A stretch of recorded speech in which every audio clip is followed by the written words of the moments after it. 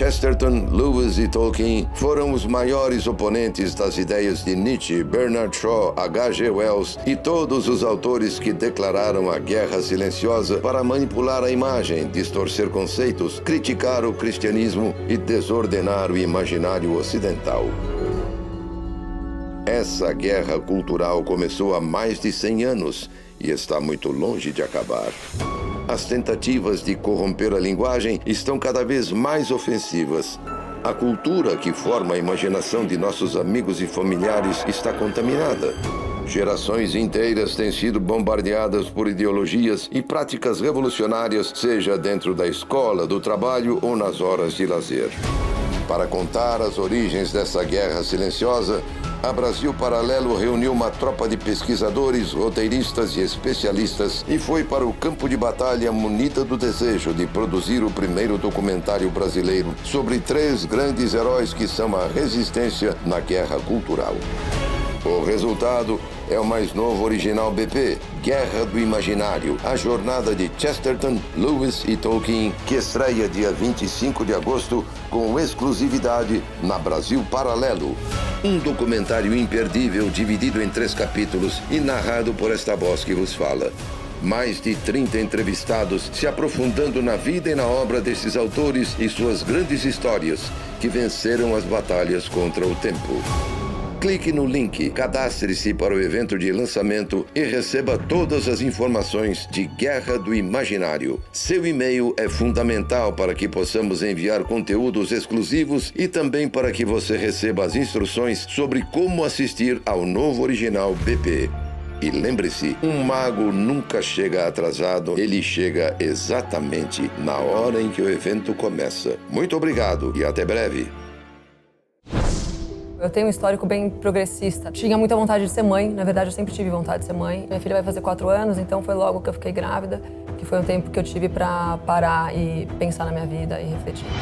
Na época eu fui trabalhar no governo do estado, né, era o Bolsa Dória ainda. Então, assim que a minha filha nasceu, eu fui trabalhar com o Dória. Fui exonerada, né, por motivos óbvios de cancelamento depois de um tempo. O Guilherme falou, a Moana é feia, e eu complementei como ela é feia e gorda.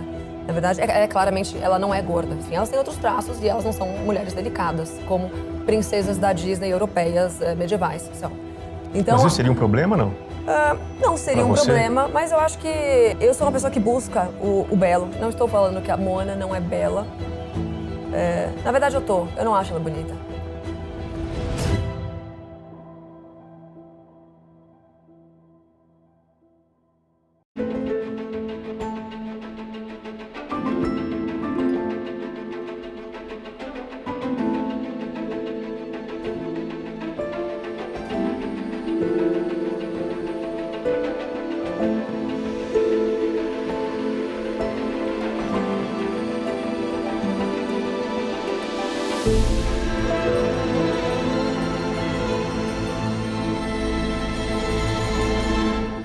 Olá, seja bem-vindo ao Contraponto, o seu programa de entrevistas que recebe toda semana, para o diálogo e o questionamento, convidados das mais diversas áreas, ideias e experiências. Tenho comigo aqui hoje uma ativista e influenciadora digital que já teve 5 profissões diferentes e hoje é mãe e dona de casa. Além disso, ela participa do programa Linha de Frente da Jovem Pan e protagoniza nas suas redes sociais uma série de discussões e polêmicas em torno do feminismo e da doutrinação ideológica nas escolas. Eu sou Bruno Magalhães e vou conversar hoje com Pietra Bertolazzi. Tudo bem, Pietra? Tudo ótimo, obrigada pelo convite, Bruno. Prazer estar aqui. Maravilha, prazer é meu. Nas pesquisas que fiz para essa entrevista, vi que você frequentou, há um tempo atrás, as colunas sociais aqui da capital de São Paulo, quando trabalhava com moda, e inclusive foi DJ. Teve 5 profissões, passou recentemente por um processo de conversão religiosa. Enfim, para quem não te conhece e pode se confundir um pouco com tantas mudanças rápidas, me explica como é que você chegou nessa cadeira. Eu costumo falar que eu tenho um histórico bem progressista, né, não de militância progressista, mas como se eu tivesse sido um produto, né, do mundo progressista no qual a gente vive hoje. Então, durante muitos anos eu trabalhei com moda, morei fora como modelo, dos 18 aos 20, voltei para o Brasil, fiz faculdade de moda, trabalhei em empresas de moda como estilista, com marketing de moda também.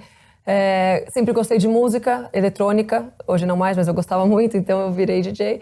E de repente não, né? Depois que um tempo passou, eu tinha muita vontade de ser mãe. Na verdade, eu sempre tive vontade de ser mãe. E assim que eu engravidei, eu decidi que eu ia largar essa vida louca, né? Que eu falo. E que eu ia tomar um rumo, dizendo, né, de uma forma mais genérica, mas eu realmente não sabia que eu ia esticar tanta corda quanto eu estiquei, né? Então, na época eu fui trabalhar no governo do estado, né? Era o Bolsa Dória ainda. Então, assim que a minha filha nasceu, eu fui trabalhar com o Dória. Passei um período lá, fui exonerada, né? Por motivos óbvios de cancelamento depois de um tempo. E desde então eu virei exatamente uma dona de casa, né? Como eu costumo falar hoje, eu sou uma dona de casa que fala mal de feminista na internet. Mas, paralelo a isso, eu tenho o meu curso, Doutrina Zero, porque a partir do momento que eu comecei a falar a respeito do feminismo, né, de outras pautas ideológicas, eu comecei a receber muitas denúncias de mães. E aí eu comecei a fazer um vídeo ou outro de denúncia e isso começou a viralizar. E aí eu criei um curso que chama Doutrina Zero também. E a partir daí eu fui chamada para Jovem Pan. Enfim, estou na Jovem Pan há 3 meses e estou aqui agora com vocês. Bom, todos esses pontos vão ser alvo da nossa pauta aqui. Eu queria entender, essas mudanças foram muito recentes, de 3, 4, no máximo 5 anos para cá, né? Sim. A mais drástica, quando eu larguei a vida louca, né, para me dedicar a uma vida mais séria, se é que dá para falar assim, né? Pelo menos a partir do momento que eu resolvi mudar os meus valores, né, e me dedicar à maternidade e tal, isso começou há 4 anos, né? Minha filha vai fazer 4 anos, então foi logo que eu fiquei grávida, que foi um tempo que eu tive para parar e pensar na minha vida e refletir e tal. Porque até então eu não tinha tempo, minha vida era muito cirandeira, né, como eu falo. Então... Pois é, a minha dúvida é essa, é que nas mudanças nós não temos geralmente uma perspectiva muito clara do que está acontecendo, assim, e como são muitas mudanças, a minha dúvida é se você ainda se encontra nesse processo de mudança ou se você já consegue localizar aqui e ali algumas ilhas de paz e serenidade no meio desse processo todo. Sim, eu acho que a constância na mudança, né, o conhecimento a gente não para de adquirir, né, acho que provavelmente ninguém que está numa busca espiritual ou filosófica ou intelectual chega no momento que fala, não, agora eu já sei tudo a respeito disso, vou parar por aqui. Mas sim, em alguns momentos eu sou bem convicta em relação a alguns posicionamentos e em outros eu estou em fase assim, de transição. Mas com certeza hoje eu sou uma pessoa muito mais... sei muito melhor quem eu sou do que eu sabia há 4 anos. Tá, queria que você falasse um pouco sobre a sua passagem pelo governo Dória. Você mencionou que trabalhou lá e... Trabalhei. Com presos, egressos do sistema penitenciário, né? Como é que foi essa experiência para você? Na verdade foi o seguinte, paralelo a essa vida louca que eu tinha, eu sempre estive envolvida com o terceiro setor, né? Mais com assistencialismo e tal. E eu trabalhei com o Felipe Sabará, né? Que veio a ser presidente do Fundo Social do Estado do Governo. E o Felipe é grande amigo meu, então eu trabalhei com ele na Arca, que é a ONG dele, né? Que fazia era um trabalho de resgate de pessoas em situação de rua. Mendigos, né? Que hoje a gente tem que falar situação de rua.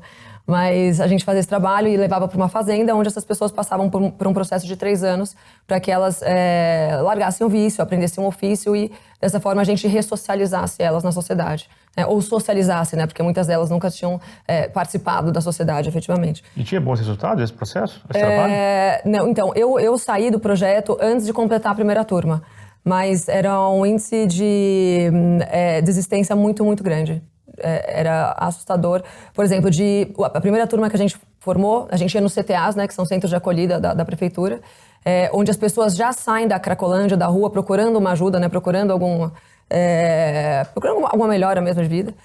E então a gente já ia direto nos CTAs porque a gente considerava que essas pessoas já tinham dado o primeiro passo para mudar de vida mesmo, né? Então, dessas pessoas, a gente, sei lá, entrevistava 1000, e isso com a ajuda de psicólogos, psiquiatras e tal.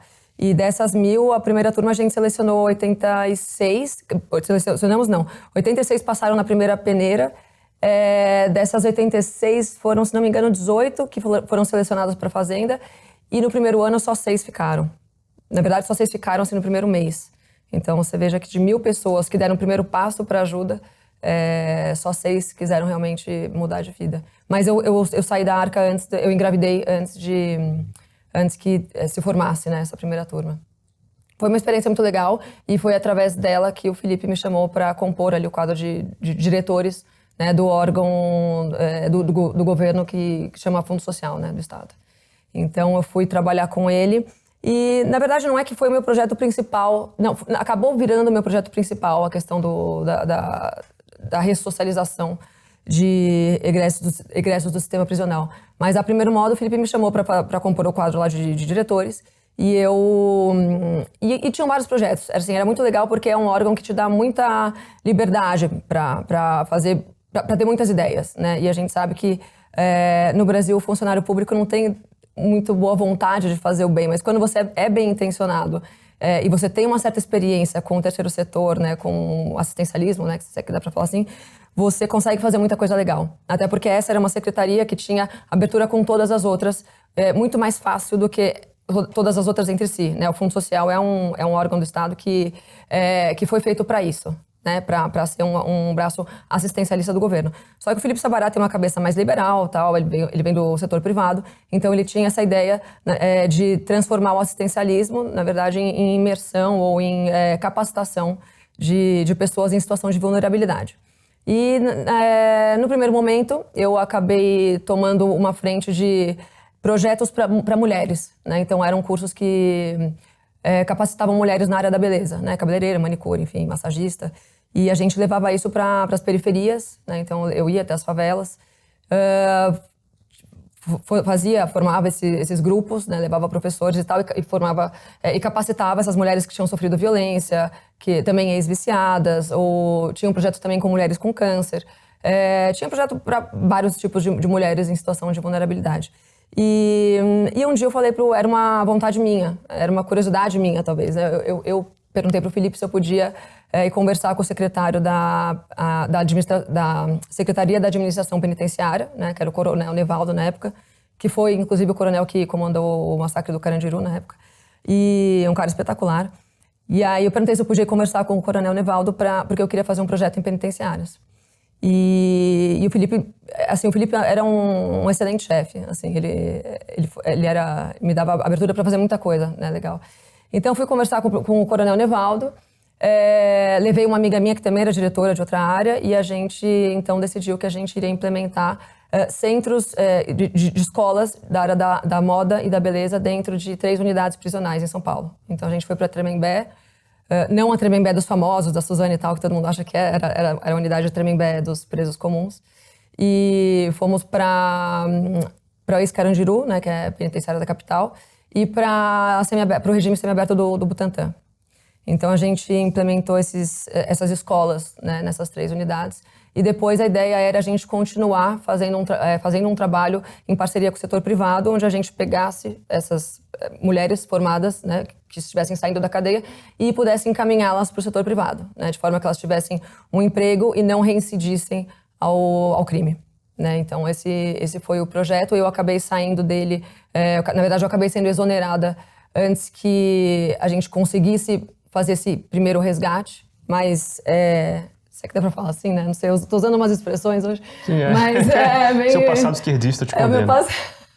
Perfeito, Mas, enfim, acabei saindo antes, mas deu tempo da gente fazer esse projeto nessas 3 unidades prisionais. E foi uma época muito rica porque eu acabei tendo contato com a realidade do Brasil em relação ao crime organizado, em relação à realidade das favelas e tudo isso que envolve, né, o nosso Brasil. Tá, o seu público-alvo, então, eram pessoas ainda cumprindo pena, né? É isso?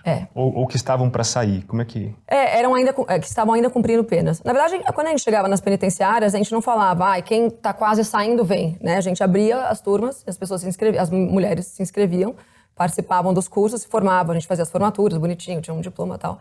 E aí a ideia era que a gente tinha tudo isso, como fala, planilhado, então quando elas saíssem de lá... Entendi, visando a quando saíssem. Né? Exato. Pois é, mas e essa tal de ressocialização, que é até uma meta da nossa lei penal, né? Ou seja, a pena de prisão, a cadeia tem como missão ressocializar o preso. Isso, na sua pequena experiência nessa área, isso faz sentido? Isso funciona? Não, eu não acredito muito, não. Exatamente por eu ter passado por essa experiência. Não acredito que seja impossível. Algumas pessoas pontuais, né, conseguirem restabelecer uma vida tal, digna. Agora, o crime organizado, que é o que domina, né, as nossas penitenciárias, ele é um sistema que se retroalimenta, inclusive na parte externa. Então, por exemplo, para uma mulher que está no crime, quando ela sai, ela já tem... ela não quer virar vendedora de loja. Né? Ela ganha lá, sei lá, 5 mil, 10 mil, 20 mil, tendo algum cargo ali no crime organizado. Então, ela não quer sair e ganhar R$1.500 numa loja na periferia para fazer qualquer outra coisa. Até porque o crime organizado dá todo esse respaldo para ela, inclusive financeiro. Né? Financeiro, moral, né? Eles são uma sociedade paralela. Agora, para a cidadã comum, é possível que sim. É possível que sim, não vi acontecendo. O que eu vi, por exemplo, inclusive era um parceiro meu que eu tinha, era um cara que ele era um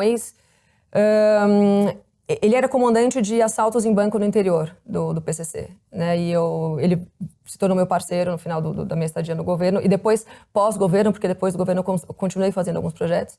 Um parceiro em que sentido? Ele ganhou uma função pública? Não. Então é o seguinte, ele comandava esses assaltos em bancos no interior de São Paulo e quando ele decidiu sair do crime, ele se tornou evangélico, né? Ele virou crente e aí ele abriu uma ONG que ajudava o que ele dizia era o seguinte: olha, eu não quero convencer ninguém a sair do crime, porque eu sei que ninguém convence ninguém a sair do crime, mas eu quero ser um braço aqui para caso o cara queira, eu tô aqui, eu vou falar de Jesus e eu vou ajudar esse cara a arrumar um emprego. Então, então ele, inclusive, ele abriu uma pizzaria aqui perto de São Paulo, né, a 1 hora de São Paulo, que só contrata egressos do sistema prisional ou pessoas que faziam parte do crime organizado e que queriam sair dele. Então, como ele é um cara que tem um certo respaldo por ter sido uma peça importante no crime, ele teve uma posição importante no crime organizado de São Paulo, então ele tem esse endosso, né, ele tem essa conversa, essa abertura com os caras do crime organizado para falar, olha, deixa isso aqui comigo, que eu quero levar ele para Jesus e para um trabalho digno. Então, esse cara, eu acredito que sim, que consiga fazer um trabalho, primeiro porque ele tem muito conhecimento de causa por ter sido parte desse sistema, por ele ter abertura com o pessoal do crime, porque você tem que ter uma relação boa com esses caras se você quer fazer esse tipo de coisa, senão Fala eles te te matam. Falar a língua também, né? Falar a língua, exato. E tem a questão da religião também, né? E o crime organizado respeita muito a igreja evangélica. Então, quando você sai do crime se predispondo a seguir uma vida totalmente cristã, eles sim te dão esse respaldo. Bom, um presente que você recebeu nessa função foi um abaixo-assinado com cerca de 1.000 assinaturas por ativistas feministas por conta de uma acusação contra você de manipulação de dados de feminicídio. Explica essa treta pra gente.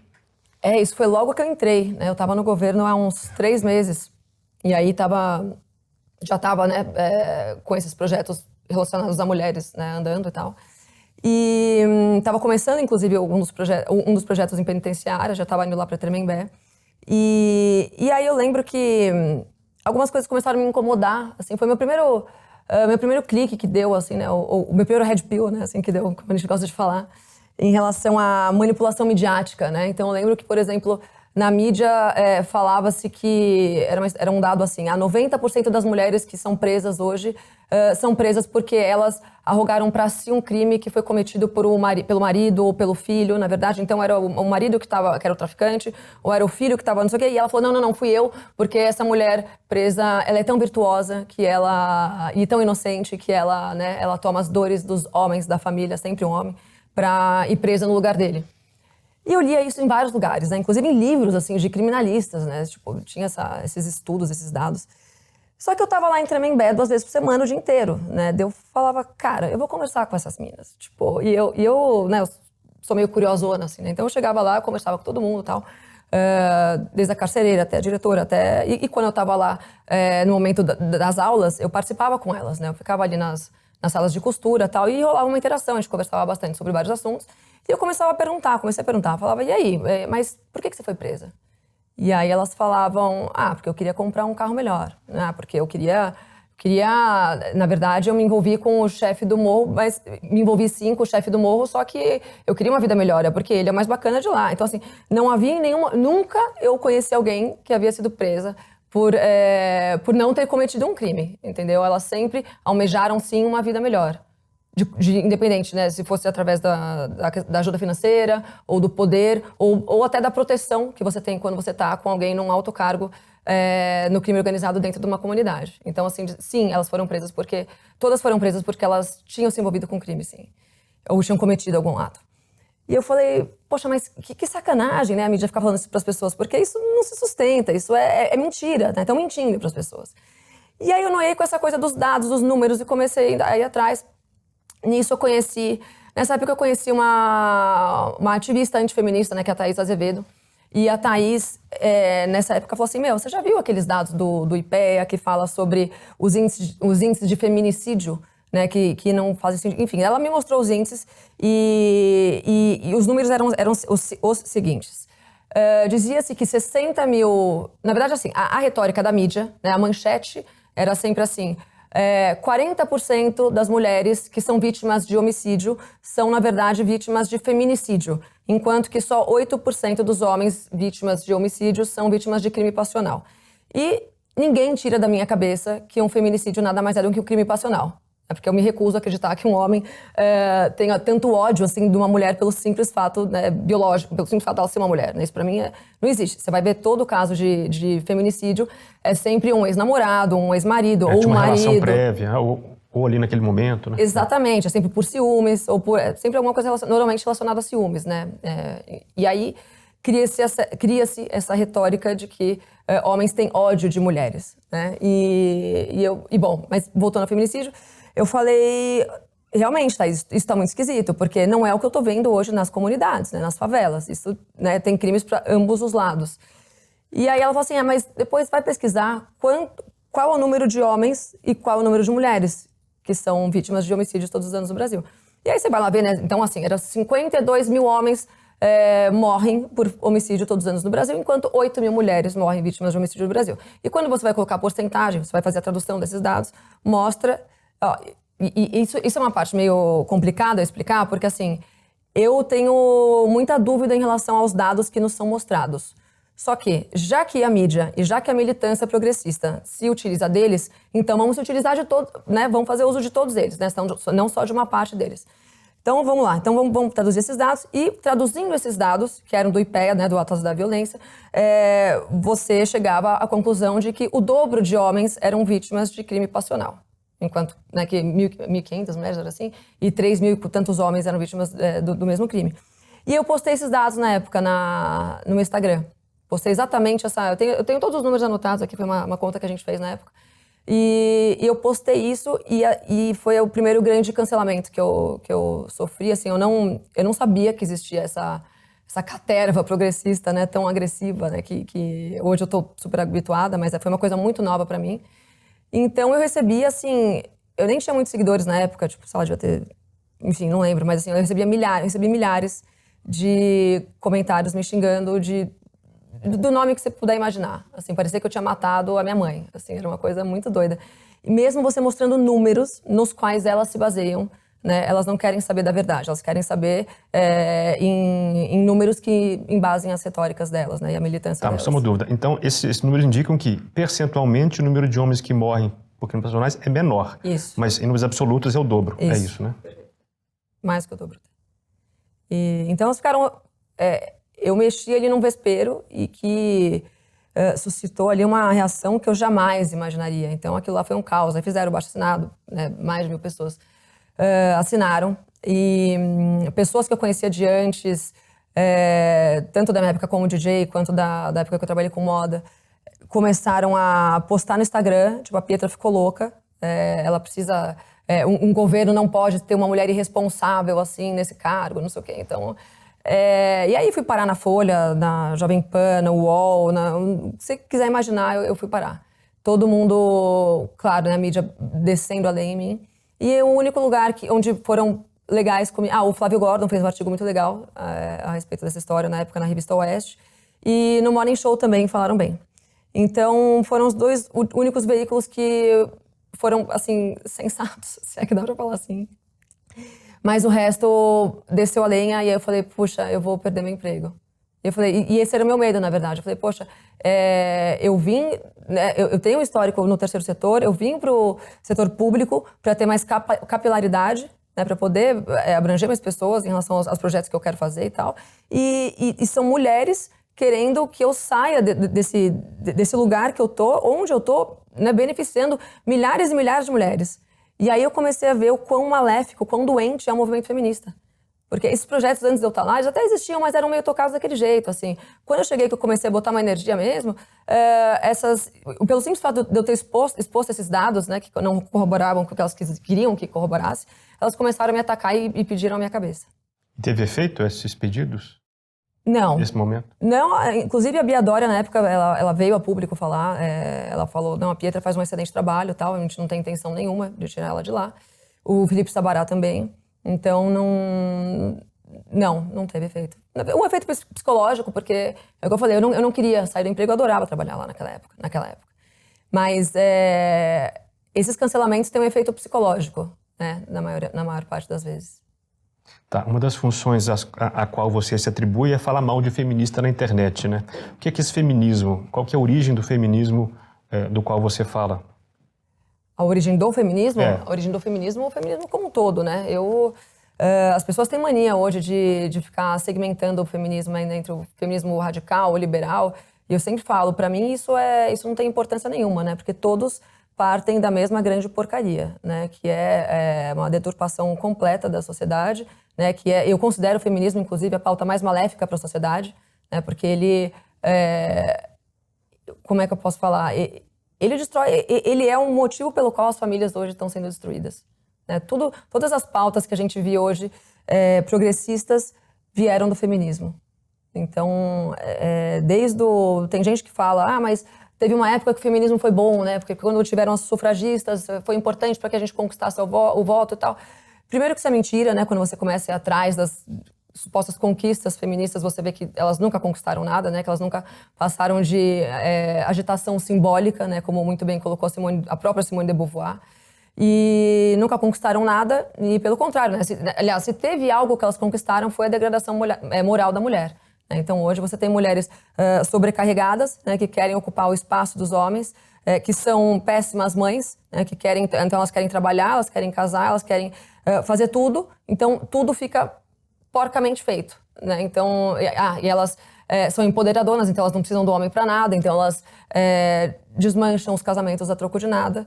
Elas criam esse ódio pelo homem também, que é mais um fator desestabilizante da nossa sociedade. E vamos lembrar que a nossa sociedade é complementar, né? Homens e mulheres são complementares. E sim, o homem, ele detém certos cargos de liderança por questões óbvias, né? Por questões ontológicas, biológicas, filosóficas, espirituais, né? Que são... e uma delas, inclusive, é a força física, né? Desde os primórdios, né? O homem, ele detém certas posições porque ele é a força maior, física. Então, e isso faz com que, inclusive, a mulher seja protegida por ele, possa ser protegida por ele enquanto ela está passando por o período da gestação, pelo pós-parto, pela primeira infância de uma criança. Então, quando você faz a inversão desses papéis, né, a sociedade, a família, né, que é a base da nossa teia social, ela vai por água abaixo. Né, e a gente aí começa a ter-se uma sociedade moralmente degradada, que é o que a gente está vivendo hoje. Qual que é o efeito negativo do feminismo sobre os homens hoje? Olha, alguns. Eu diria que um deles é a feminilização do homem, né? Com certeza. A mulher, a partir do momento que ela se masculiniza, né? Que ela, inclusive fisicamente, né? Hoje acho que é um fator também que a gente tem que levar em consideração, talvez psicológico da mulher. Hoje ela quer ser mais forte também fisicamente, mas mentalmente, em todos os aspectos. Ela quer ser independentona. Então o homem fala assim, bom, o que eu estou fazendo aqui? Né? Ela trabalha, ela se banca. Se ela quer se defender, ela é forte, sei lá, ela faz tudo. Então, ela não precisa de um homem e ela tem um psicólogo para tudo. Ela tem... Então, tudo hoje a mulher dá um jeito sem ter um homem. Então, o homem fala assim, para que eu estou aqui? Né? Lembrando que o homem, ele vai atrás de poder, de dinheiro, de força física também, de ser um cara mais forte, porque ele tem a mulher. Se não existe a mulher, ele não tem por que ir atrás dessas coisas. Né? Não existe tanto um motivo dele existir. Então, o cara acaba se sentindo inferiorizado também, mas também... e isso leva a... Como é que eu posso falar? Isso faz com que ele se torne mais infantilizado também. Né? Acho que esse comportamento feminista faz com que o cara não queira ser não querer ser um homem mesmo, né? Então ele não tem mais impulso de cortejar uma mulher. Ele não. Tem um outro fator, que é com a libertação sexual, né? Que veio com o feminismo da segunda onda, os caras têm o sexo muito fácil também, né? Então o cara, ele mora com a mãe, tem 40 anos de idade, entra lá no Tinder, né? Leva uma para casa diferente por noite. Então ele não tem por que casar, ele não tem. As relações acabam ficando passageiras, superficiais e né, a gente tem aquela história de que hoje as pessoas estão confundindo prazer com felicidade, e acho que isso se traduz muito nesse caso, né? Quando homens começam a achar que a libertinagem sexual substitui a estabilidade de um casamento. Então esse é um outro fator. Então você tem homens extremamente infantilizados aos 40 até 50 anos hoje. E realmente, para que eles querem sair da casa da mãe? Para que eles querem ser um cara melhor? Se eles têm uma mulher que não precisa deles? Ou para que eles querem... para que eles querem um trabalho? Para que eles querem alçar uma posição melhor na sociedade? Se eles não têm para quem doar essa melhora deles enquanto ser humano ou em qualquer outro aspecto. Vi um vídeo seu na internet em que você literalmente monta a banca ali na Paulista para conversar com feministas ou pessoas em dúvida a respeito do feminismo, né? A frase, se não me engano, era: o feminismo não fez bem às mulheres. Não, eu não preciso do feminismo para nada, convence-me do contrário. Isso, pois é. É um quadro do Sputnik, né? A minha percepção ali é de que nem você convenceu nenhuma delas, eu não vi todas. Sim. Ali, quer dizer, ali está só parte do que foi gravado. Pelo que eu percebi, não parece que nenhuma se convenceu, tampouco você também se convenceu dos argumentos que elas trouxeram para você, né? A questão é, levando em conta que o debate público talvez tenha essa missão de fazer as pessoas refletirem e talvez mudarem de ideia, você não acha que falta, na abordagem geral das antifeministas e na sua abordagem também, algum modo de plantar uma semente para trazer essas pessoas para pensar como você ou para se sensibilizar, pelo menos, para os seus argumentos? Com certeza sim. É claro que assim, como você bem falou, né? Na verdade, aquele dia a gente gravou durante 5 horas. Eu debati por 5 horas, sem parar, com inúmeras feministas. E aí fizeram um corte de 20 minutos. Mas eu acho que, pelo menos, eu plantei alguma sementinha. Talvez não agora. A maioria delas, as mais radicais, normalmente são as mais novas, né? Teve ela do cabelo azul, que saiu chorando. Essa menina acho que tinha 18, 19 anos. E ela saiu chorando porque ela não conseguia... Ela ficou desesperada por não saber o motivo pelo qual ela estava defendendo as coisas que ela defendia. E era uma causa para ela sem embasamento filosófico. E quando ela... Não sei, né? Ao meu ver, a partir do momento que ela entendeu que aquilo não fazia sentido nenhum, né? Porque o feminismo, aparentemente, era a luta da vida dela, era a vida dela, o feminismo. A partir do momento que ela viu que aquela luta não tinha razão de existir, ela começou a chorar. E ela foi embora chorando. Então, isso não apareceu no vídeo, mas aconteceu. Então, eu acho que, no mínimo, essa menina vai pensar algum dia, entendeu? E também isso serve para as pessoas que estão assistindo também, né? Talvez, na hora do debate, eu não tenha conseguido convencer ninguém de nada, mas para quem assiste, para quem está na dúvida, para aquela mulher que se abraça em algumas pautazinhas do feminismo, quando ela olha o vídeo, talvez ela fale: puxa, realmente, essas meninas estão falando besteira, isso não faz sentido. Mas sim, eu concordo com você que falta, das antifeministas, das mulheres que estão né, do meu lado, falta talvez um pouco de doçura. Você disse que foi entendendo aos poucos que tinha sido produto do feminismo a vida inteira e agiu boa parte da vida como se fosse uma feminista, mesmo sem se rotular como tal. Queria que você desse exemplos de como é que você captou isso na sua vida passada e qual foi o ponto de virada, assim, se você se recorda. É assim, na minha época, o feminismo ele não era tão... Pelo menos eu não me lembro de ter visto na minha faculdade ou na escola um ativismo feminista. Eu era muito desligada também, não era uma boa aluna, talvez isso tenha ajudado. Eu não sucumbi às ideias, às teorias feministas, mas eu comportamentalmente, assim, de forma, né, através do meu comportamento, sim, eu era um produto do feminismo, porque é o que eu sempre falo, né? Tipo, os nossos pais, eu não sei quantos anos você tem, mas imagino que você esteja ali um pouco... 43. Na minha geração. Na minha geração, mais ou menos. A nossa geração já é fruto de uma doutrinação. Os nossos pais já foram doutrinados, né? Nossos pais foram baby boomers, viveram aquele new ageismo, né, brasileiro. Então, a minha mãe, por exemplo, apesar de ser uma mulher conservadora, eu cresci ouvindo dela que era importante eu morar junto com um cara antes de casar. Eu ouvi ela falando que o mais importante era eu ser independente financeiramente, que eu não podia depender de homem nenhum, que o importante era eu seguir o meu coração. Então, são todos conceitos que vão incutindo no nosso subconsciente de forma que a gente não perceba. Agora, na minha vida, o que isso causou, efetivamente? Essa busca por liberdade desenfreada que eu tinha, né? Eu já tinha uma tendênciazinha, talvez, a querer a rebeldia um pouco, mas com essa série de estímulos que eu tive, não só da minha mãe, mas da mídia, do comportamento das novelas e tal, tudo, da música, de toda a nossa cultura, eu passei a achar, né, que essa cultura, inclusive, glamoriza a mulher independente, a mulher descoladona e tal. Eu passei, por exemplo, eu virei modelo muito por isso, né? A minha mãe, apesar de ter esses traços, ela não queria que eu fosse modelo. Mas eu falava, poxa, esse é a única forma que eu tenho agora de ser totalmente independente da minha mãe e do meu pai. Então, essa busca pela liberdade desenfreada fez com que eu fosse atrás de uma profissão que não me dizia nada, que não tinha nada a ver comigo, nem com os meus valores, mas me deu o que eu queria naquela época, que era uma liberdade econômica e em todos os sentidos da minha família, né? E isso impactou os 10 anos seguintes da minha vida. Isso de todas as formas. Então, desde relacionamentos, em relação a relacionamentos, em relação à maternidade, em relação à escolha de profissões. Então, as profissões que eu escolhi na minha vida nunca corroboraram para que eu... nunca corroboraram para que eu pudesse vir a ser uma boa dona de casa, uma boa esposa, uma boa mãe, né? Ou eu estava na noite, ou eu estava na lacração da moda. Então, não estou falando que não existam boas mães ou boas esposas na moda ou na noite, mas eu não seria uma delas, tá? Então,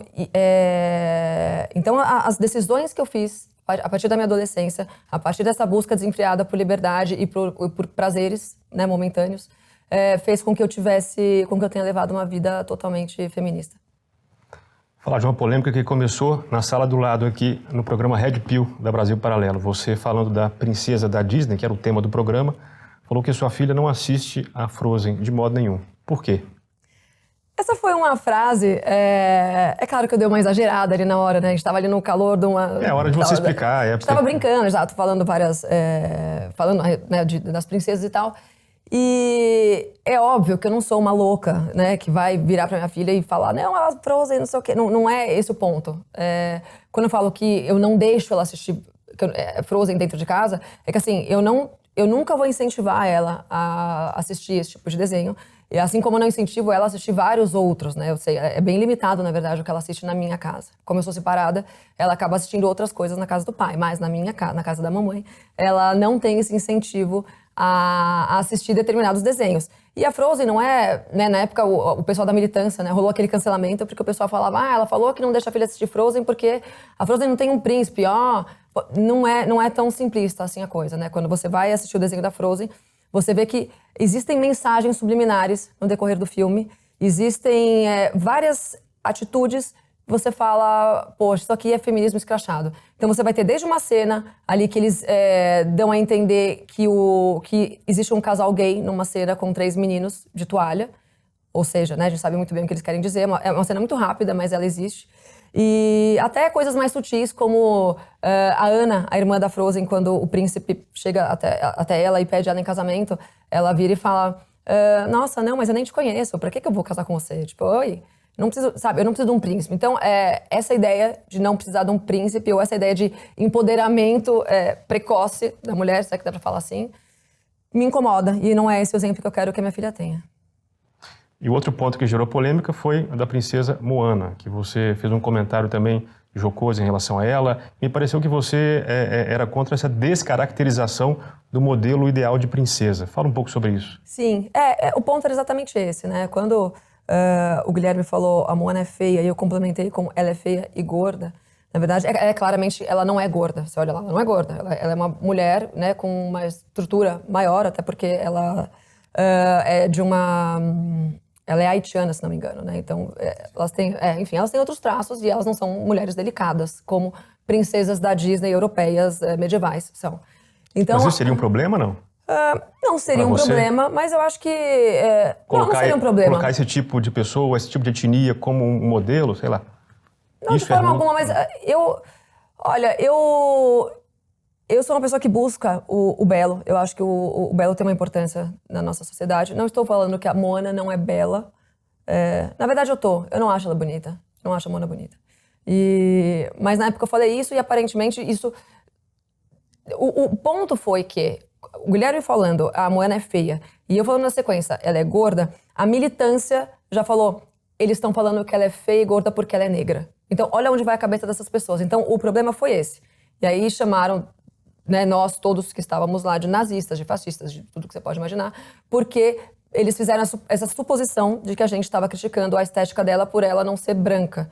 E não tem nada a ver com isso. Tanto que, no podcast, ou em algum momento depois, a gente elogiou a princesa Tiana, que é negra. Só que ela é uma princesa, ela é delicada, ela se preocupa em ter bons modos. Ela é uma princesa de verdade. Então, o problema não é a estética da Moana. O problema é a forma como ela se porta. O problema é a forma como ela é descuidada em relação à própria feminilidade. Então tem muito mais a ver com isso, né? Porque quando se fala de princesa, a princesa é importante para o imaginário da criança. Essa seria a próxima pergunta. Qual que é, para entrar mais na essência, né? Qual que é a função desses modelos de princesa, por exemplo, na vida da sua filha, na vida das crianças, das meninas, né? Como é que você percebe isso assim? Eu acho que a gente, por essência, busca um ideal, né? E normalmente é o que esteticamente mais nos atrai, né? Então, se tratando das princesas, é claro que o que for mais feminino e belo e delicado e tudo que diz respeito ao universo feminino é mais agradável ao nosso olhar. Então, sim, isso é importante porque é uma referência que eu quero que a minha filha tenha. Eu quero sim que ela arrume um príncipe um dia. Eu não quero que ela tenha vivido o que eu vivi, por exemplo. Eu falo assim, não preciso de homem pra nada, não quero... se um dia eu arrumar um cara que se encaixar na minha vida... Não, eu quero que ela queira um príncipe. E exatamente por eu dar tanto valor ao casamento, hoje em dia, né? Ao casamento, que, como eu disse antes, né, que forma a família, que é a base da nossa estrutura, da nossa teia social. Então, para mim, é importante, sim, que ela tenha como referência moral, inclusive, uma princesa. Porque a princesa não é só a estética. A princesa também tem valores espirituais sublimes. E tudo isso, né, compõe a figura feminina com a qual eu quero que ela se espelhe. Tá, você esteve no ramo da moda por 2 anos, algo assim, Não, né? por 10 quase. Por 10 anos. É porque você morou fora do país 2 anos. Morei fora do país 10 anos, isso enquanto modelo, né? Morei em Nova York, Milão, tá? Mas quando eu voltei, eu fiz a faculdade de moda e trabalhei em empresas de moda aqui. Tá, a sua percepção, a moda hoje, ela serve mais ao feminino, à mulher, ou ao feminismo? Isso faz sentido para você, essa questão? Faz total. A moda, ela virou uma ferramenta do feminismo completo, né? Principalmente através da estética, né? Quando você vê uma mulher que... É muito engraçado, porque a gente brinca, né? A feminista é aquela mulher da franja pai ausente, do cabelo azul e tal, que não se preocupa muito com a fisionomia, eu não preciso de homem pra nada, então eu posso ser gorda, então eu posso colocar um monte de piercing na minha cara inteira, porque isso psicologicamente não deve ser bom, né? Mas isso é um outro papo. Mas essa despreocupação com a estética ou com a feminilidade da feminista é repercutida através da moda também, né? Totalmente. Então hoje você vê, realmente, os estilistas, né? Eles querem muito mais lacrar do que fazer uma roupa bonita. Então o que antes era moda, que deveria ser algo que valorizasse a mulher, a silhueta da mulher, isso não é de agora, né? Estamos falando desde... a Chanel, Coco Chanel, que começou com essa história de querer tirar a silhueta das mulheres, né, fazer aquela coisa mais quadrada e tal. Isso é uma descaracterização da figura feminina, né, porque você se torna menos atraente para o homem. E o que a feminista mais quer é que o homem não... É sentir que ela é importante sem precisar que um homem se sinta atraído por ela. Então a moda tem um papel muito importante nisso e ela está sim dominada pela militância gaysista, feminista e tudo que é ista hoje, porque ela impacta diretamente na nossa cultura, né? A moda é o nosso dia a dia. A gente se expressa pela forma como a gente se veste. Então ela é extremamente importante sempre para o movimento feminista. Bom, você está passando por um processo de conversão religiosa, vamos falar sobre isso ainda daqui a pouco, mas queria saber se, na sua opinião, hoje é possível buscar a santidade estando trabalhando no ramo da moda. É um trabalho muito árduo, né? Assim, é possível, Eu tenho, inclusive, uma das minhas melhores amigas, que é a Vivian, que é uma mulher super cristã. Ela tem um ateliê de vestidos de noiva, né? Eu acho que depende muito do setor também, né? Acho que se você está você vai trabalhar como coordenadora de estilo da Magalu, a chance de você conseguir seguir uma vida conservadora cristã é muito mais difícil do que se você estiver trabalhando num ateliê para noivas, né? Ou de roupas de gala, de festa, enfim. Depende muito disso, depende do entorno, né? Depende da equipe, mas eu diria que 90% está dominado por essa ideologia. E você recomendaria à sua filha que seguisse essa carreira hoje? Quer dizer, quando ela tiver idade para isso? Não. Por quê? Muito pelo meio. O meio da moda é nojento. O meio da moda é nojento. Isso né, eu trabalhei de algumas formas com moda, né? Tanto quanto modelo por um tempo, por 2 anos só, né? Mas depois estilista há muito tempo. Tudo é aquela história, né? Aquela ânsia do brilho fácil que o brasileiro tem, né? E aquela mania de coletivo. Você vê que as pessoas da moda normalmente andam em grupos. E esses grupos são tóxicos, né? Para usar essa expressão da esquerda, né? E eles são mesmo, porque aí você tem, como eu falei, a militância gaysista, que está ali incentivando e enfiando goela abaixo das pessoas uma agenda LGBT, né, ou de ideologia de gênero, que independe se você é gay ou se não, mas se você está lá dentro, você começa a achar tudo normal. É aquela história, você vem de uma família tradicional, você estudou num colégio tradicional, mas aí te jogam lá numa faculdade de moda. Você começa a trabalhar num ateliê só com gente da lacração, da militância gaysista, feminista e tudoista. E você começa a ver mulher se pegando todo dia, aí em festinha de moda e ver as pessoas cheirando cocaína. Aquilo vira normal, né? Acho que isso não é segredo para ninguém, né? Você começa a normalizar atitudes que, na verdade, são falhas de caráter. E a moda tem esse poder, assim como acho que qualquer setor da cultura, né? Glamorizar falhas de caráter. E, então, é realmente um ambiente muito tóxico, eu diria, a moda hoje, né? Então, eu acho que ela influencia muito praticamente todas as pessoas que estão dentro delas e algumas sem mesmo saber que estão sendo influenciadas, exatamente pela constância de influências que você está vivendo. O que você ensina no seu curso Doutrina Zero e quem que é o público-alvo dele? No curso é o seguinte, ele é dividido em 8 módulos, né? Primeiro eu começo fazendo um apanhado geral sobre o histórico da doutrinação, e aí eu me baseio em 3 pilares, né, que eu entendo que sejam os 3 pilares hoje que sustentam essa cadeia, né, doutrinária na qual a gente se encontra, que seriam as instituições de ensino, a mídia e a cultura. Né? Então são esses 3 pilares. A mídia e a cultura às vezes parece que são a mesma coisa, mas não são. Porque a mídia eu digo mais a respeito da jornal nacional, todo tipo de jornal, TV, enfim. E a cultura vai desde a moda até a gastronomia, até qualquer âmbito das artes, né, principalmente. Aquela coisa da desconstrução, da relativização da beleza e de várias outras coisas. Então, essa é a parte cultural.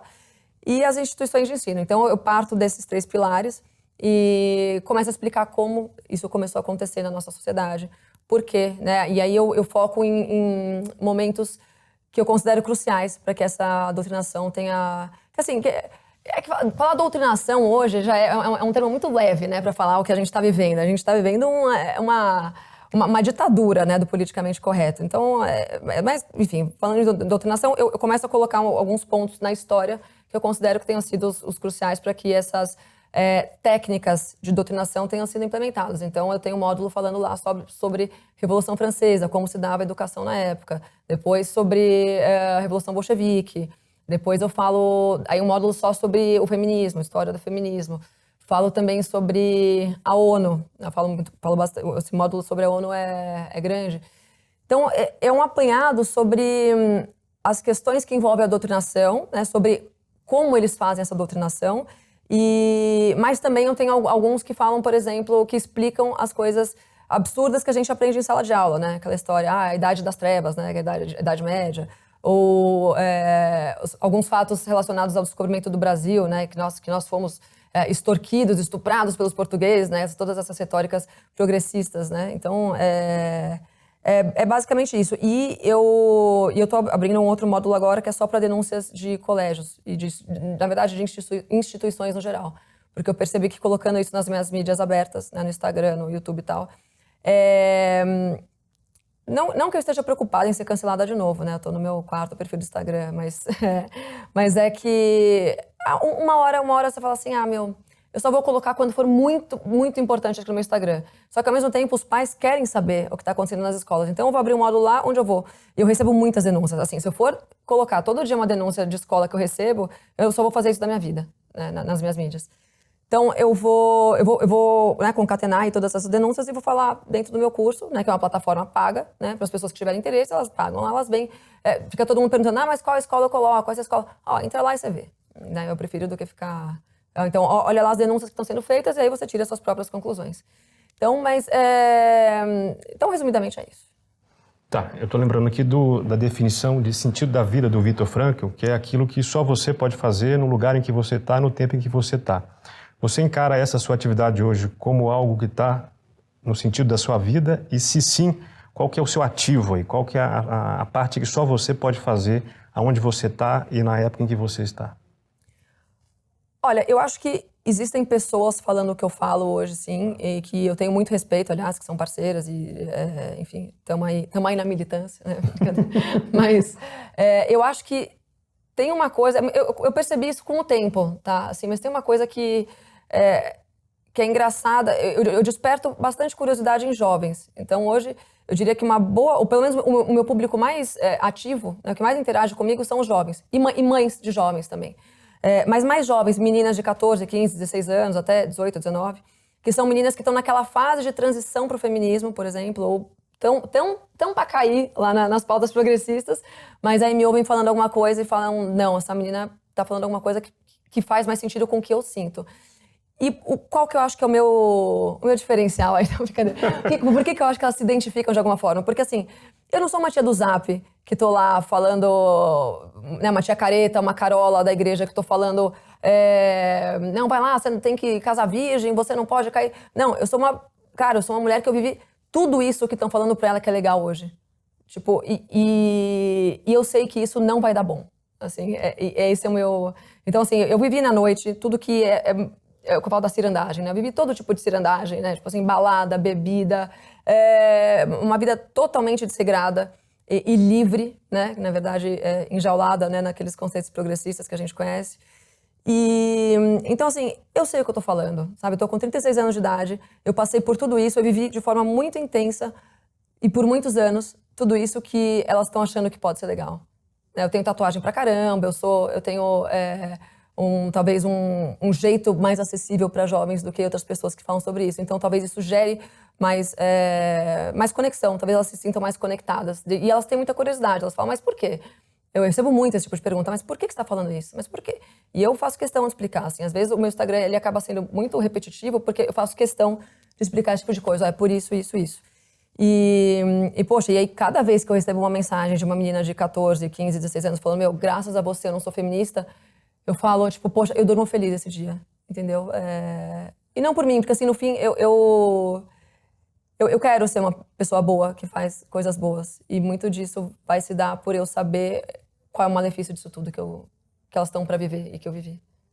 Você já perdeu 3 perfis do Instagram, isso? 3 na verdade, contas? é que um não durou nem um dia, mas sim, perdi. Você já falou em algum lugar que parte desses cancelamentos que você sofre é porque você costuma, às vezes, responder às questões que colocam nas caixinhas de pergunta com base na Bíblia e fundamentos religiosos, né? A questão eu pude confirmar isso em algumas histórias que eu andei vendo ultimamente. O que há de tão chocante no que você fala baseado na Bíblia? São sempre os mesmos coletivos, né, que se agridem quando a gente fala da visão cristã a respeito do que eles defendem. Então, você tem a militância feminista, as haters feministas são o meu carro-chefe, né? E o segundo carro-chefe é a militância LGBT, a gaysista. Quando entra no assunto LGBT, né, quando pessoas me perguntam a respeito... Bom, a pessoa chega no meu perfil, sabendo que eu sou cristã, e me pergunta, casamento homossexual é aceito na igreja? Eu vou o quê? Vou mentir? Eu falo, não é aceito na igreja. Ah, mas a Bíblia condena relações homossexuais? Sim, a Bíblia condena casamentos homossexuais. E aí eu coloco lá trechos bíblicos, né? Versículos bíblicos. E isso aparentemente configura como discurso de ódio, né? Nos dias de hoje. E para as feministas é aquele mesmo mimimi de sempre, né? Elas perguntam, mas... muito a respeito da submissão feminina, né? A fé cristã endossa a submissão feminina. Né? Aquela história, né? A igreja está para Cristo como a mulher está para o homem. Né? Isso não significa, o que elas têm muita dificuldade de entender é que isso não significa que a mulher esteja numa posição inferior à do homem. Significa que ela tenha um papel tão importante quanto ele, só que em outro lugar, né? E que esses papéis são complementares. Né? Da mesma forma que a nossa sociedade é complementar. Então, da mesma forma que um idoso depende dos mais jovens da sociedade, dos filhos, dos netos, da mesma forma que um bebê depende da mãe, a mulher depende do homem, né? Por uma série de fatores, inclusive aqueles que a gente falou no começo da entrevista. Mas quando você fala em submissão e quando você fala que o patriarcado não só tem que ser aceito, como ele é extremamente benéfico para a sociedade, as feministas ficam loucas. E quando você baseia isso com a fé cristã e com a Bíblia, elas ficam realmente muito incomodadas.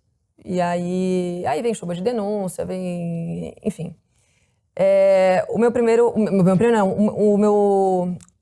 A primeira vez que a minha conta caiu, na verdade, foi por uma resposta em relação às questões LGBT. Agora, o que as pessoas têm dificuldade para entender é que não é porque eu estou falando o que está na Bíblia, porque o que me é perguntado é se a fé cristã condena. Agora, ninguém está perguntando se eu condeno, até porque um verdadeiro cristão não condena nada. Não é meu papel ficar apontando o dedo, olha ali, tá pecando, olha ali. Tipo, isso é a coisa menos cristã de se fazer. Agora, não é porque eu não condeno que eu não vou falar a verdade. Ou não é porque eu vivi, de certa forma, até determinada hora na minha vida, né, até determinada idade, que eu vou falar, puxa, tudo bem você fazer isso, só porque eu já vivi aquilo. Porque isso seria pecado duplamente, né? Se eu incorri em um pecado e eu ainda endosso ou relativizo aquele pecado, eu tô pecando 1000 vezes mais, né? Então, não é porque eu já vivi... E aí as pessoas vêm assim, mas olha que hipócrita, ela era DJ, ela era da moda, ela era não sei o quê. Olha que hipocrisia hoje aí falando de Jesus. Falo, bom, mas você queria o quê, minha linda? Que eu falasse, puxa, eu pequei, então, já que eu pequei pra caramba a minha vida inteira, faz o seguinte, pequem todos vocês, porque aí talvez eu me sinta melhor com os meus próprios pecados do passado. Então, isso sim é pecado, isso não é hipocrisia, isso na verdade é assumir um erro, se admitir que existem muitas mudanças para serem feitas e que eu sou guiada pela minha fé cristã hoje. E que sim, eu recomendo que as pessoas façam isso. Tá, mas dessa cirandagem que você viveu, essa expressão eu não conhecia, interessante. É uma coisa nova que eu tenho usado. Dessa cirandagem. A esquerda usa muito, né? A esquerda cirandeira, né? Aquela esquerda do violãozinho. Tá certo, tá certo. Você imagina o Gregório do Vivier, né? Aquela cirandinha da maconha, do violãozinho, né? Entendi, que eu falo a direita cirandeira, né? Que eu falo direita festiva, direita transante, sei lá, como se chama. Tá, então, dessa cirandagem até o cristianismo que você tem abraçado aos poucos, queria entender quando foi que você percebeu que essa era uma boa, assim. O cristianismo? O que você viu, assim, caramba, isso é interessante, eu vou caminhar por aí. Então, foi o seguinte.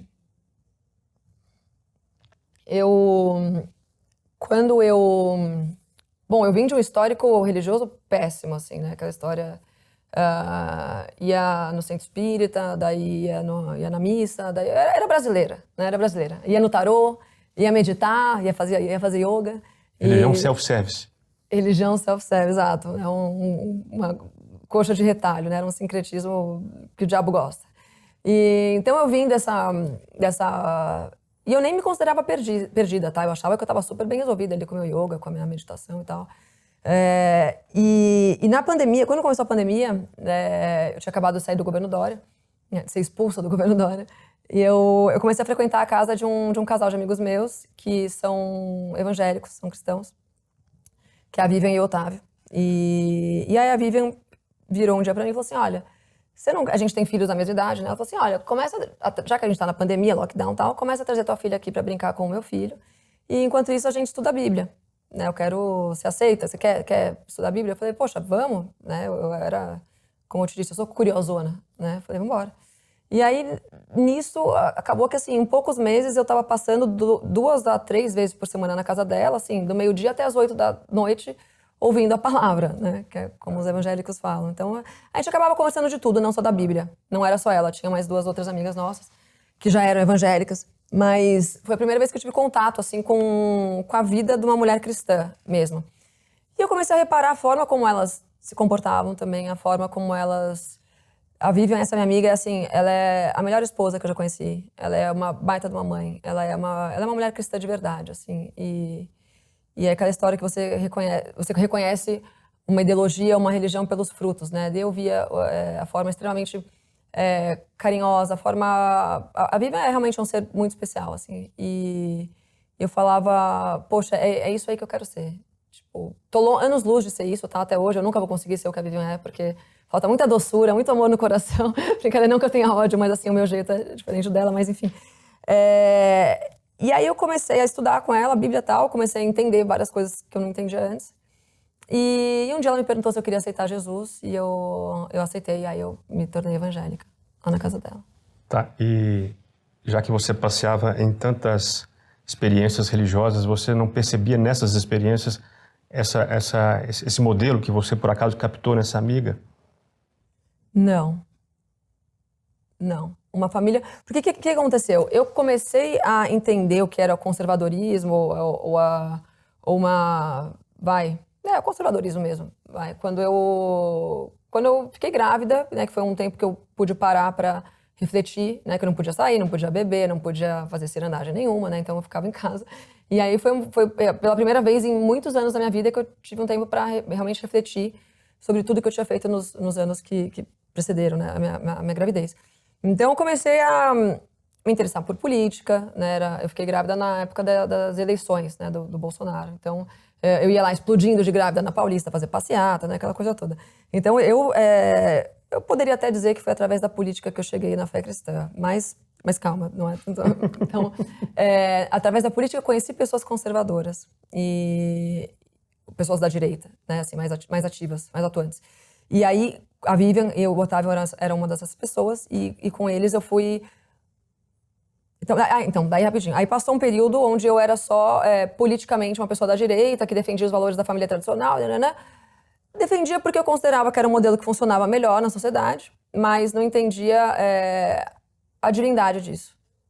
Então, eu continuava fazendo as minhas práticas pagãs, mas seguindo essa agenda conservadora. Conservadorismo brasileiro, né, que a gente sabe.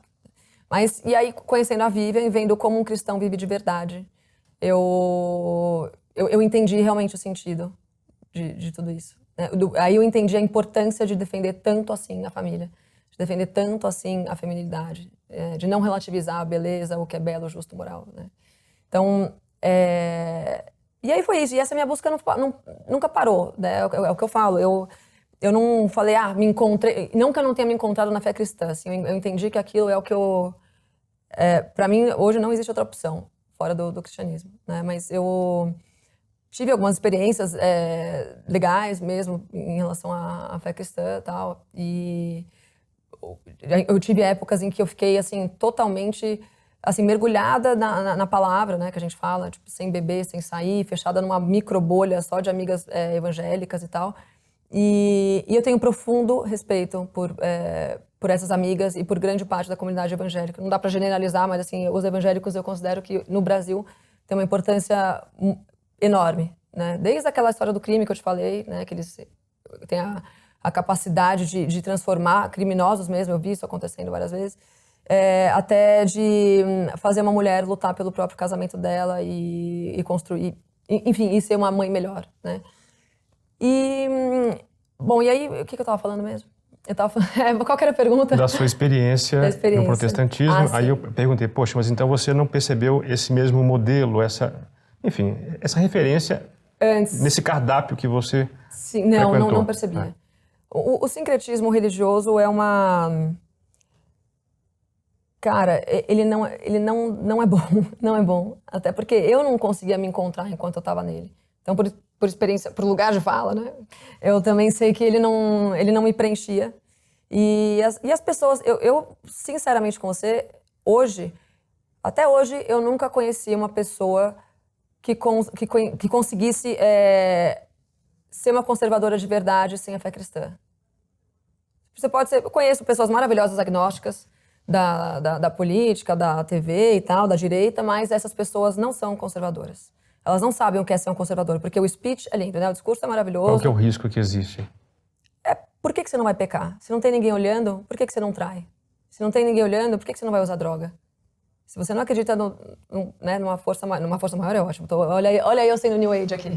Se você não acredita num Criador, na força divina, na força de Deus, né? Que Ele tem um plano para cada um de nós, por que você não vai pecar se não tem ninguém olhando? Então é o que alguns ateus ou deístas chamariam de o temor opressor da religião cristã, né, da fé cristã, mas eu chamo de um grande benefício para que a gente tenha a nossa salvação. Então, mas essa minha busca não parou, né? Hoje eu brinco que eu sou a crente mais católica do Brasil, porque nesse tempo é uma outra coisa que eu falo, né? Assim, a Igreja Católica me perdeu muito pela quantidade de católicos de BGE que a gente tem no Brasil hoje, né? Então, as amigas católicas que eu tinha na época da minha conversão não sabiam me responder absolutamente nada do que os evangélicos me respondiam, né? E isso o evangélico tem de muito bom também. Ele é muito convicto na fé dele e ele é... Não dá, de novo, não dá para generalizar, não dá para falar que todo evangélico é maravilhoso ou é tal, mas assim, os evangélicos que eu convivi, que eu tive contato, eram pessoas muito profundas na fé. Então, tudo que esses evangélicos me falavam, eu ia lá do outro lado, perguntava para os católicos, e os católicos falavam assim, eu não sei. Eu falava assim, mas por que você reza o texto se não está na Bíblia? Ele falava, não tá? Eu falava, não tá. E aí eu falei assim, puxa, esses caras estão viajando, meu. Realmente a igreja é uma coisa opressora, uma construção política da Idade Medieval, das trevas, bom. E só que eu comecei a observar pessoas que eu admirava muito, intelectualmente, muito fiéis à Igreja Católica, né? Muito católicas, pessoas muito católicas. E coloque aí, né, o Guilherme Freire, o próprio Rasta, que hoje é grande amigo meu, o Paulo Cogos. E eu falava, por que esses caras tão inteligentes, tão cultos, são católicos? Tipo, não é possível né, E aí eu comecei a conversar com o Rasta no ano passado, acho que lá por outubro, novembro do ano passado. E o Rasta, esse cara tem um lugar no céu já, se depender de mim, né? Se só depender de mim. Porque era muito engraçado, né? Tudo que eu tinha dúvida em relação à Igreja Católica, que ninguém nunca tinha me respondido, eu falava, mas escuta, por que vocês fazem isso? Por que isso? E ele, com toda a paciência do mundo, aquele jeitão dele também, né? Que pra mim é bom, eu sou uma pessoa que às vezes funciona na base da patada, né? Eu não sou tão delicada assim. Então, foi muito bom, assim, essa troca que a gente teve de conversas a respeito da Igreja Católica por muitos meses. Teve um dia também que eu ouvi, a gente estava na casa de uma amiga e o Guilherme Freire estava. Assim, foi 1h30 de papo que eu vi o Guilherme falando. Eu falei, esse cara tem razão. Esse cara, ele é bom. E aí, pra completar, eu falo, foi o trio, né? Não, aí teve o quadro, aí veio o Paulo Cogos, que hoje virou um grande amigo meu, irmão tal, que também é super disponível em relação a isso. E o Pedro Augusto, que eu amo de paixão também. O Pedro Augusto me deu os cursos dele, né? Aliás, fantásticos. E aí eu comecei a entender que a Igreja Católica não é feita só da Bíblia. E que, enfim, comecei a entender toda a questão da tradição apostólica, dos santos e tal. E hoje eu não frequento mais nenhuma igreja protestante, né? Eu ia na Batista antigamente. Hoje eu tenho... Mas também tem outra coisa, mas me incomodava também eu ir nessas igrejas mais mainstream, né, se é que dá pra falar assim, e ver a menininha lá de mini saia, né, e a bandinha do violão do lado tocando. Eu falava, poxa, mas é isso que tá aproximando as pessoas de Deus? Porque não faz muito sentido. E aí eu fui atrás, e aí eu lembrei que existia uma igreja que meu pai faleceu ano passado. Meu pai me levou algumas vezes, que é o Mosteiro São Bento. Né, que aí tem todo um rito maravilhoso, né? Tem o canto gregoriano, né? A igreja, enfim. E a Ordem dos Monges é uma coisa que me emociona muito, né? Pela seriedade com que eles... Não, eles realmente são pessoas que me emocionam. E eu comecei a ir sozinha no Mosteiro São Bento. E na primeira vez, na verdade, que eu fui, eu sentei lá na frente e eu vi a cerimônia inteira, eu saí de lá aos prantos, tipo, emocionada. Eu falei, é isso. Eu falei, é por aqui. E aí... Não demorou muito, eu estava me confessando toda semana, rezando um terço todo dia, e cá estamos. Mas existe sim um ponto dos evangélicos que eu trouxe, né, para hoje, para as minhas práticas, que é o contato direto com Deus e o estudo da Bíblia também. Eu considero que o estudo da Bíblia seja importante, sim, apesar de entender, né, que tudo aquilo que envolve a Revolução Protestante, mas eu trago isso comigo, eu trago ainda algumas práticas evangélicas para a fé católica. Um sincretismo, quase, né? Não é sincretismo, porque eu acho que a fé evangélica, de certa forma, está dentro do catolicismo, né? O catolicismo só abrange outras coisas, mas acho que o teu contato com Deus e a leitura da Bíblia está ali também, então é isso. Bom, estamos em rota de pouso, as últimas perguntas. Um defeito que você ainda não conseguiu, do qual você não conseguiu se livrar ainda? Nossa, vários.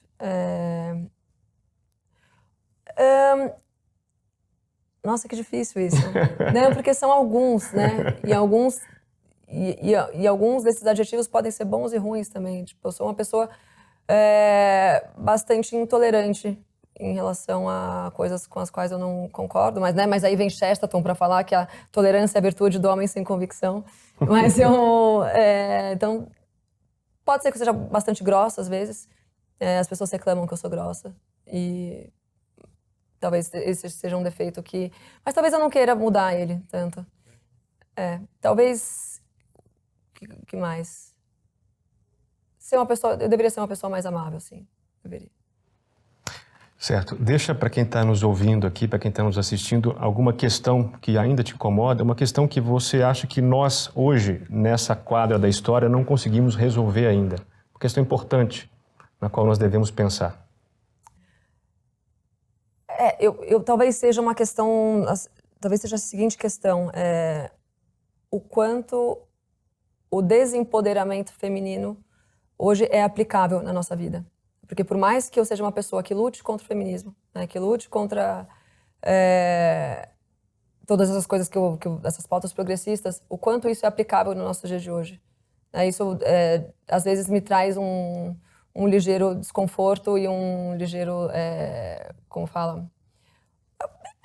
Um desconforto mesmo, né? Tipo assim, poxa, eu tô falando aqui a respeito do... Eu tô aqui trabalhando para falar para as mulheres que elas não têm que trabalhar, né? Olha que volta que a gente dá, né? Para falar que eu acho que mulher não tem que trabalhar. Mas o ponto é exatamente esse, né? Até que ponto a gente tem que não aceitar o feminismo, porque a gente não tem como viver sozinha hoje. E o mundo é feminista, o mundo hoje é progressista.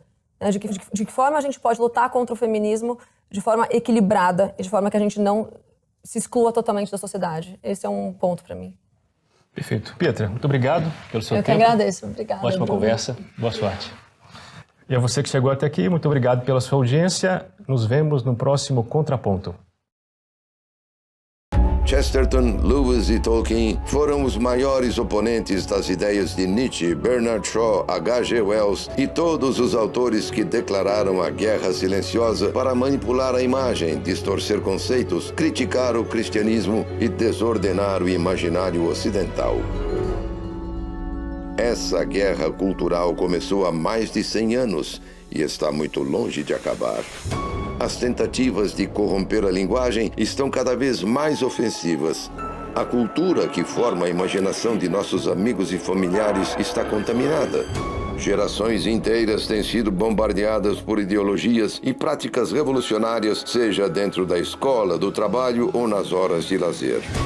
Para contar as origens dessa guerra silenciosa, a Brasil Paralelo reuniu uma tropa de pesquisadores, roteiristas e especialistas e foi para o campo de batalha munida do desejo de produzir o primeiro documentário brasileiro sobre 3 grandes heróis que são a resistência na guerra cultural.